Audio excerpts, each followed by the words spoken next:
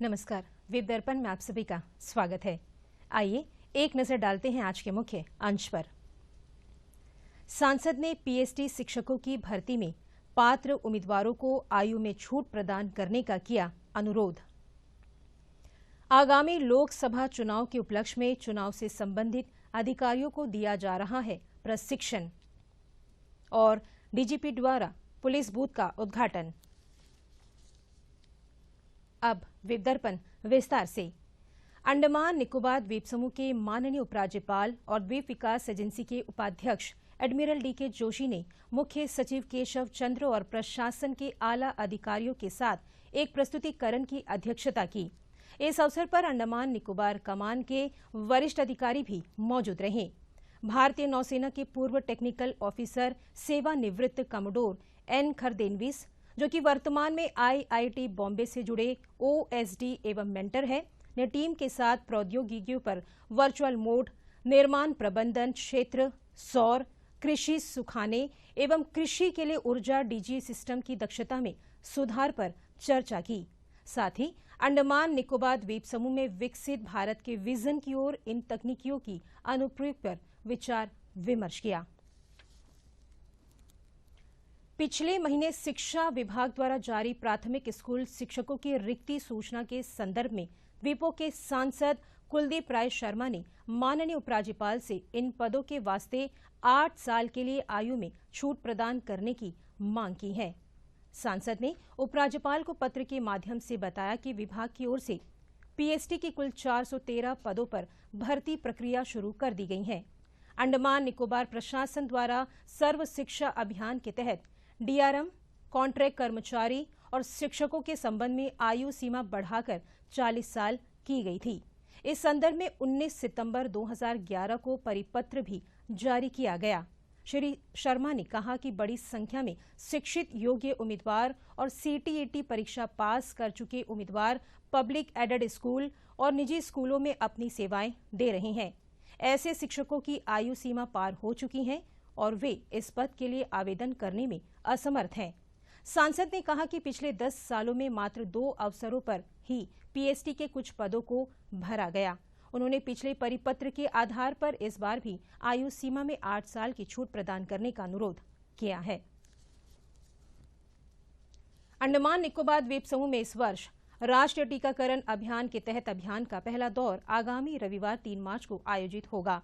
इस सिलसिले में पूरे द्वीप समूह में 5 साल तक के बच्चों को पोलियो की खुराक पिलाने के लिए व्यापक बंदोबस्त किए गए हैं। पूरे द्वीप समूह में कुल 534 बूथ स्थापित किए गए हैं, जिनमें 21,700 से अधिक बच्चों को पोलियो की खुराक पिलाई जाएगी। इस अभियान को सफल बनाने के लिए आज पोर्ट ब्लेयर में राज्य टीकाकरण इकाई और स्वास्थ्य सेवा विभाग की ओर से मीडिया चेतना कार्यशाला आयोजित की गई। उपनिदेशक स्वास्थ्य और टीकाकरण अभियान के प्रभारी डॉक्टर अभिजीत रॉय ने इस अभियान के बारे में जागरूक किया। जैसे आप जानते हैं, प्रति हर साल की तरह इस बार भी हम पूरे देश में पल्स पोलियो इम्यूनाइजेशन मना रहे हैं। पिछले साल में भी हमने 1 राउंड किए थे। इस बार भी सरकार ने इसे 1 राउंड पोलियो का खुराक सभी बच्चों को जो 0 से 5 साल के नीचे के बच्चे हैं उनको देने के लिए हमने तैयारी कर ली है। ये पल्स पोलियो राउंड जो होगा रविवार यानी कि 3 मार्च 2024 को पूरे अंडमान निकोबार में किया जाएगा। इसके लिए हमने पूरी तैयारी कर ली है और हमें करीब 534 बूथ मिले हैं इस बार भारत सरकार की तरफ से जहां पे हमें 21,778 बच्चों को पोलियो का खुराक पिलाएंगे। ये पोलियो का खुराक जो होगा बाइवेलेंट होगा, यानी कि 2 वायरस उसमें होगा और हम 100% टारगेट को अचीव करने के लिए एक ब्रॉड बेस्ड तैयारी की है, जिसमें हमने इंटर डिपार्टमेंटल कोऑर्डिनेशन जैसे कि education department, social welfare department, इनसे हमने मदद मांगी है, डिस्ट्रिक्ट एडमिनिस्ट्रेशन से मदद मांगी है हमने। इसके अलावा हमें forest department, PWD department, PBMC, ये लोग भी हमें मदद कर रहे हैं लॉजिस्टिक के साथ। अगर आंकड़ा देखा जाए तो दक्षिण अंडमान में करीब 262 बूथ बनाया जाएगा, जिसमें 14,600 बच्चों को डोज पिलाया जाएगा। उसी तरीके से नॉर्थ एंड मिडल अंडमान में 217 बूथ है और 4,956 बच्चे, निकोबार में 55 बूथ और 2,222 बच्चे होंगे। इसके लिए सरकार की तरफ से हमें 33,940 dose bivalent vaccine, polio vaccine हमें दिया गया है, जिसे सारे द्वीप समूह में हमने पहुंचा दिए हैं। इसके अलावा जो भी आईसी एक्टिविटीज है उसको हमने अंडरटेक किया है, जिसके अंतर्गत आप माइकिंग हो रहा है जगह जगह पर, पोस्टर्स और बैनर्स लगाए गए हैं। जितने भी ट्रांजिट पॉइंट्स है उसके लिए हमने तैयारी की है। जितने भी जेटीज होंगे जहां पर जहाज का आवागमन रहेगा वहां पे हम अलग से बूथ बना रहे हैं। एयरपोर्ट के अंदर बस स्टॉप में हमने अलग अलग बूथ बना रहे हैं, जिससे कोई बच्चा जो ट्रांसिट के टाइम पे ना छूटे। पहला दिन बूथ एक्टिविटी करने के बाद अगले 2 दिन यानी 4 और 5 तारीख को सोमवार और मंगलवार हमारे जो हेल्थ केयर स्टाफ होगा वो घर पे जाएंगे और घर घर जाके जो बच्चे छूट गए हैं उनको भी वैक्सीन पिलाएंगे। इस संदर्भ में कुछ इंटरनेशनल एजेंसीज हमें मदद कर रही है, जिसमें प्रमुखता है UNDP, United nation development plan, जो हमारी इस वैक्सीन कोल्ड चेन मैनेजमेंट के लिए मदद कर रही है। और इसके अलावा वर्ल्ड हेल्थ ऑर्गेनाइजेशन के जो एनपीएसपी प्रोग्राम है उसके ईस्ट इंडिया के जो ऑफिस है वो हमें मदद दे रही है। और इसके अलावा जो ट्राइबल एरियाज में हम जो खासकर प्रिमिटिव ट्राइबल्स है उनके लिए अलग हमने एक कार्यक्रम तैयार की है, जहां पर हम एडवांस में इन पीबीटीजीज को हम वैक्सीनेशन उनके जगह पर, उनके जो चड्ढा या उनका जो घर होगा वहां जाके हम लोग पिलाएंगे। इसकी पूरी व्यवस्था कर ली गई है। आशा करते हैं कि जितने दिववासी यहाँ पर है सबसे मेरा अनुरोध होगा कि अपने बच्चों को संडे के दिन बूथ पर लेके आए और 100% टारगेट अचीव करने में हमें मदद दे। कुछ अभिभावक ये कहते हैं कि सेकेंड और थर्ड डे घर पे उन लोग आएंगे तो घर पे ही हम दे देंगे। ऐसा ना करें, क्योंकि घर में उनके लिए जाते हैं जो सही बीमार है, बहुत कुछ इश्यूज के कारण संडे आ नहीं पाए, ऐसे लोगों के लिए हम घर भेजते हैं। अदरवाइज आपसे अनुरोध रहेगा कि संडे को ही आप सारे बच्चों को बूथ पर ले आए और अपना पल्स पोलियो का टीका पिलाएं। आगामी लोकसभा चुनाव के संबंध में अंडमान निकोबार संसदीय निर्वाचन क्षेत्र के निर्वाचन अधिकारी अर्जुन शर्मा की अध्यक्षता में विभिन्न विभागों के अधिकारियों की टीम द्वारा संयुक्त निरीक्षण किया गया। मतपत्रों की गिनती केंद्र और सुरक्षा व्यवस्थाओं के लिए भारत के निर्वाचन आयोग के निर्देशों के तहत पोर्ट ब्लेयर के जवाहरलाल नेहरू राजकीय महाविद्यालय में प्रस्तावित काउंटिंग सेंटर स्थापित करने का निरीक्षण किया गया। इस बीच अंडमान तथा निकोबार द्वीप समूह के मुख्य निर्वाचन अधिकारी द्वारा नेहरू युवा केंद्र पोर्ट ब्लेयर तथा वार्ड नंबर 2 के बूथ स्तरीय अधिकारी के सहयोग से राजकीय वरिष्ठ माध्यमिक विद्यालय हैडो के सभागार में बूथ स्तरीय जागरूकता कार्यक्रम आयोजित किया गया। दक्षिण अंडमान जिला उपायुक्त एवं निर्वाचन अधिकारी अर्जुन शर्मा के पर्यवेक्षण में आयोजित इस कार्यक्रम में AERO थॉमस वर्गीस ने अधिकारियों को संबोधित करते हुए कहा कि इलेक्टोरल रजिस्ट्रेशन केवल नौकरशाही कार्य तक सीमित नहीं है, बल्कि नागरिक सोसाइटी की साझा जिम्मेदारी भी है। नेहरू युवा केंद्र के गोपाल चंद्र विश्वास ने लोकतांत्रिक प्रणाली में एक वोट के महत्व पर चर्चा की और लोगों से वोटर लिस्ट में अपने नाम पंजीकृत कराने को कहा। कार्यक्रम में कई अन्य वक्ताओं ने भी अपनी बात रखी। बूथ स्तर के स्वयं सेवकों ने वोटर रजिस्ट्रेशन ड्राइव और इलेक्टोरल अवेयरनेस के फील्ड अनुभव को साझा किया। विद्यार्थियों और प्रवक्ता ने भी मतदान और उससे जुड़े विषयों पर बातचीत की। आगामी लोकसभा चुनाव के मद्देनजर अंडमान तथा निकोबार द्वीप समूह में चुनाव से जुड़े कर्मियों को प्रशिक्षित करने का कार्य तेजी से चल रहा है। इसी क्रम में आज चुनाव से जुड़े सेक्टर अधिकारियों और अधिकारी स्तर के कर्मचारियों को चुनाव के सफल आयोजन के बारे में और ड्यूटी के दौरान उनके कर्तव्यों तथा जिम्मेदारियों पर विस्तार से जानकारी दी गई।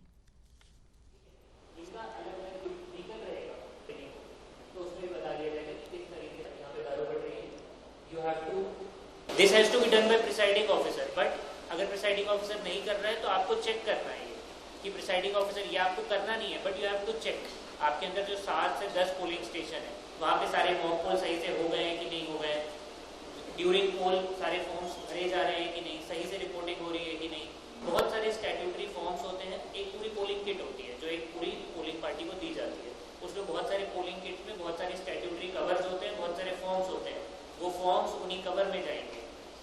तो at the end of the day presiding officer को ये इंश्योर करना होता है कि वो अपने पोलिंग स्टेशन का ये सारी चीजें भर के दे रहा है, but as a sector officer आपको ये इंश्योर करना है कि सारे प्रिसाइडिंग ऑफिसर ये सारी चीजें कर रहे हैं, ठीक है, that is your main job, ठीक है, तो आपको ये इंश्योर करना है। इसके अलावा आपके पास सेक्टर ऑफिसर्स के पास रिजर्व ईवीएम्स होते हैं, ठीक है। कमीशन ने 4 तरीके से ईवीएम्स को क्लासिफाई किया हुआ है, A, B, C and D, ठीक है, ये भी मैनुअल में है, ठीक है, everything is in the manual, you just have to read it. जो A होती है EVMs, CU, BU, VVPAT, A होती है जो पोल में यूज की जाती है, पोल्ड ईवीएम्स, ठीक है।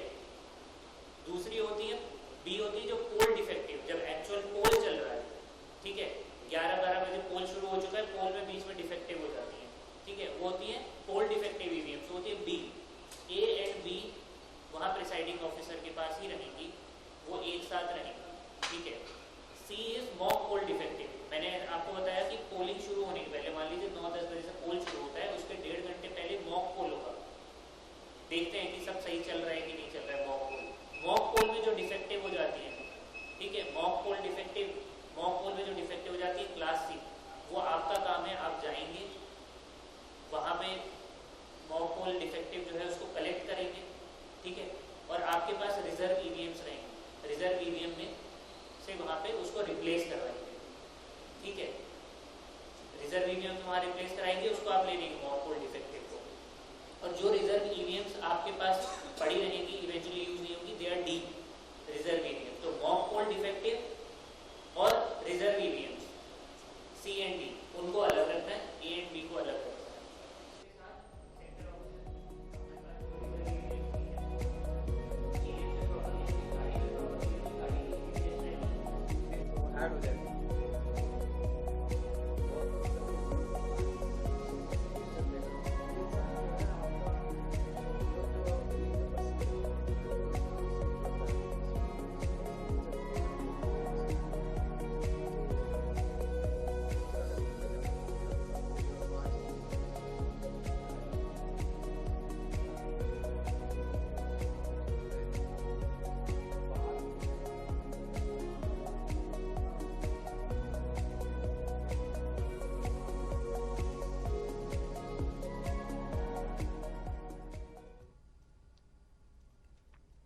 पोर्ट ब्लेयर शहर में ट्रैफिक प्रबंधन को बल प्रदान करने के मकसद से जगह जगह पुलिस बूथ स्थापित किए जा रहे हैं।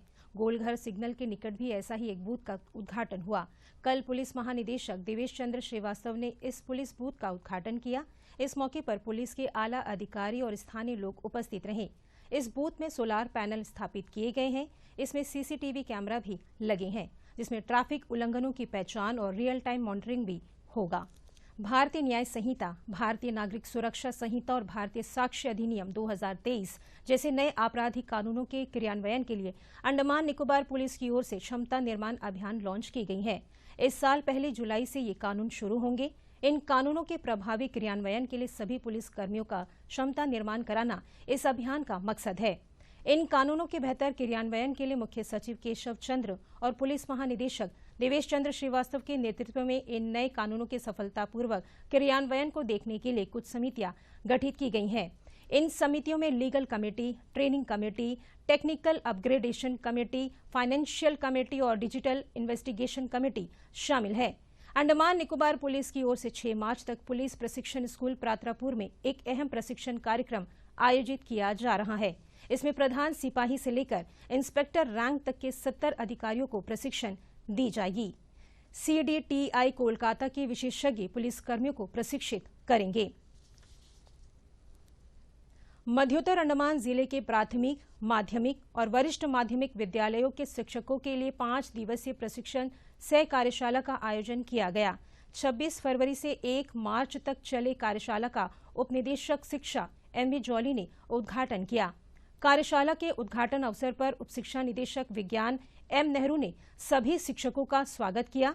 इस मौके पर आरसीएच के संयुक्त सचिव अभिजीत रॉय, परियोजना अधिकारी राजेश कुमार पांडे उपस्थित रहे। कार्यशाला में 36 शिक्षकों ने हिस्सा लिया। सभी प्रशिक्षुओं और संसाधन व्यक्तियों के लिए राष्ट्रीय स्मारक, सेल्युलर जेल और विज्ञान केंद्र में 1 दिवसीय भ्रमण कार्यक्रम आयोजित किया गया है। उप शिक्षा निदेशक योजना आर.के. सिंह ने कार्यशाला के समापन अवसर पर प्रशिक्षुओं से स्कूलों में एसएचपी के प्रभावी कार्यान्वयन के लिए आग्रह किया है। उन्होंने प्रतिभागियों को SHWA प्रमाण पत्र भी प्रदान किए। जहाज नालंदा 11 मार्च को सवेरे 8 बजे हैडो जेट्टी से मायाबंदर एवं डिगलीपुर होते हुए कोलकाता के लिए प्रस्थान करेगा और इस जहाज की वापसी 17 मार्च को दोपहर 12 बजे कोलकाता से पोर्ट ब्लेयर के लिए होगी। और अब अंतरद्वीपीय जलयान यात्रा संबंधी सूचना। MV बाराटांग, स्वराजद्वीप और लॉन्ग आइलैंड होते हुए रंगत की यात्रा पर कल सवेरे 6 बजे फिनिक्स जेट्टी से प्रस्थान करेगा और इसकी वापसी कल ही दोपहर 1 बजे उन्हीं रास्तों से होते हुए रंगत से पोर्ट ब्लेयर के लिए होगी। MV रानी चंगा स्वराजद्वीप की यात्रा पर कल सवेरे 6:30 बजे फिनिक्स जेट्टी से प्रस्थान करेगा और इसकी वापसी कल ही सवेरे 9 बजे स्वराजद्वीप से पोर्ट ब्लेयर के लिए होगी। MV कमोटा शहीद द्वीप की यात्रा पर कल सवेरे 6:30 बजे फिनिक्स जेट्टी से प्रस्थान करेगा और इसकी वापसी कल ही सवेरे 8:45 पर शहीद द्वीप से पोर्ट ब्लेयर के लिए होगी। MV रंगत स्वराजद्वीप की यात्रा पर कल दोपहर 12 बजे फिनिक्स जेट्टी से प्रस्थान करेगा और इसकी वापसी कल ही शाम 4 बजे शहीद द्वीप से पोर्ट ब्लेयर के लिए होगी। MV कमोटा शहीद द्वीप की यात्रा पर कल दोपहर 1 बजे फिनिक्स जेट्टी से प्रस्थान करेगा और इसकी वापसी कल ही शाम 4:30 बजे स्वराजद्वीप से पोर्ट ब्लेयर के लिए होगी। MV रानी चंगा स्वराजद्वीप की यात्रा पर कल शाम 5 बजे फिनिक्स जेट्टी से प्रस्थान करेगा और इसकी वापसी अगले दिन सवेरे 5:30 बजे शहीद द्वीप होते हुए स्वराजद्वीप से पोर्ट ब्लेयर के लिए होगी। सभी जलयानों की यात्रा कार्यक्रम मौसम की स्थिति पर निर्भर होंगे। और अब अंत में मुख्यांश एक बार फिर। सांसद ने पीएचडी शिक्षकों की भर्ती में पात्र उम्मीदवारों को आयु में छूट प्रदान करने का किया अनुरोध। आगामी लोकसभा चुनाव के उपलक्ष्य में चुनाव से संबंधित अधिकारियों को दिया जा रहा है प्रशिक्षण और डीजीपी द्वारा पुलिस बूथ का उद्घाटन। इसी के साथ ही आज का द्वीप दर्पण कार्यक्रम यहीं पर समाप्त होता है। नमस्कार।